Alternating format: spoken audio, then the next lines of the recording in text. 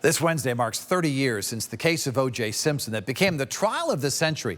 At the time, Simpson was a huge, beloved star, a football legend, a commercial pitchman, sportscaster, and an actor. On June 12, 1994, Simpson's ex-wife, Nicole Brown Simpson, and her friend, Ronald Goldman, were found savagely stabbed to death. Simpson became a suspect and then fled in the infamous white Bronco slow-speed chase, watched by 100 million Americans. Then the trial and the stunning acquittal. I was sent to Los Angeles to cover the trial, specifically the testimony of Dr. Henry Lee, who was hired by Simpson and his dream team of lawyers.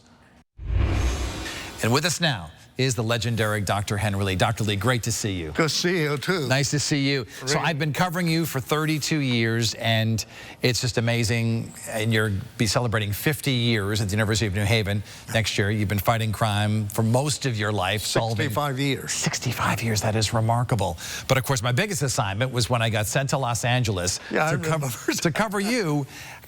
You were the expert witness in one of the expert witnesses in the O.J. Simpson trial, and I have vivid memories of Robert Shapiro walking you to your car and this herd of reporters, and I've always been grateful to you because I talked to you. You talked to me because I was the guy from Connecticut and you knew me, so thank you for that. So looking back 30 years since it was June 12, 1994 that the murders of Nicole Brown Simpson and Ronald Goldman took place, and how did you get involved in the case to begin with?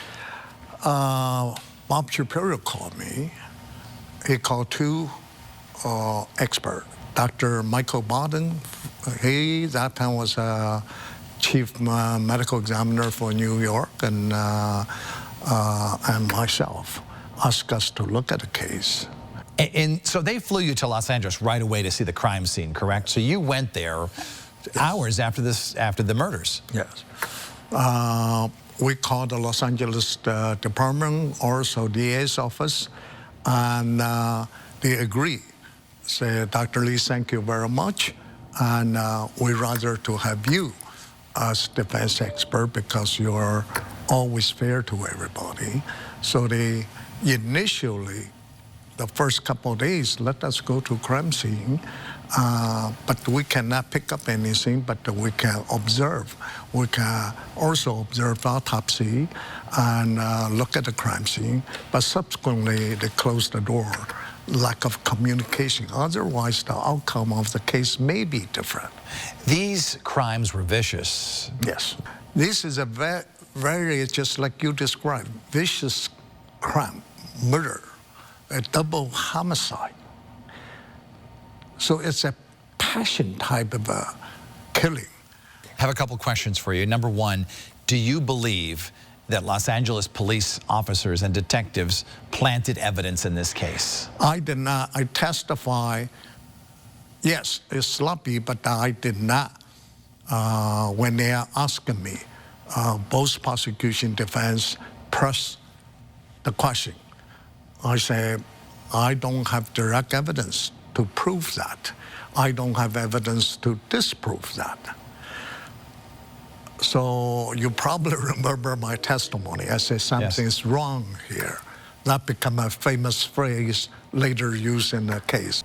What's your gut? Because you've been doing law enforcement for a long time. Do you believe O.J. Simpson killed those people? I don't use gut feeling. I never.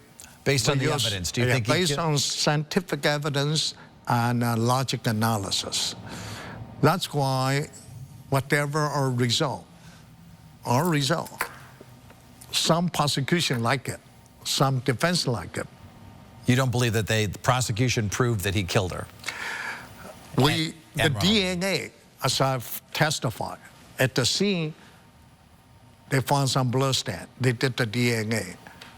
And the DNA result indicates that's O.J. Simpson. That's the only positive link. As far as the glove, that's the second important piece of evidence. However, the DNA later found EDTA in the blood stain. Which is a preservative. A preservative. In the human body, we don't have EDTA. How does that get there? They cannot explain. And if I can ask you this, how much did you charge O.J. Simpson and Robert Shapiro to testify? Myself? Yes. Zero. You didn't charge them at all? We charged them. Half of the income use UNH build up the forensic program. The other half have the state police purchase some equipment. And how much did they pay state police and UNH? Do you remember? Probably around 200,000 each, so, or maybe a little more, a little, I don't remember. So O.J. Simpson paid you about $400,000, half to state police and half to UNH. That's fascinating. Did he ever thank you afterwards or talk to you? I usually don't social with them. He did have a party. I did not go. Then Johnny Cochran have a party. I did went. It's in New York because I know him a long time ago. And Shapiro, we still talking to each other once in a while. You met O.J. Simpson? I met many times. Yep. At the beginning, he have a limo pick us up, put us in Hollywood Worship, nice hotel. But later, he drive car, pick us up, put us in a cheap hotel because he ran out of money. He was running out of money toward the end of the trial. Dr. Henry Lee, a pleasure, and we'll be doing a lot with you next year as you celebrate 50. Yeah, thank you, Dennis. Thanks. It's nice see you. Thank you again for being with us here. You know I don't give too many interviews. Well, I always love because you.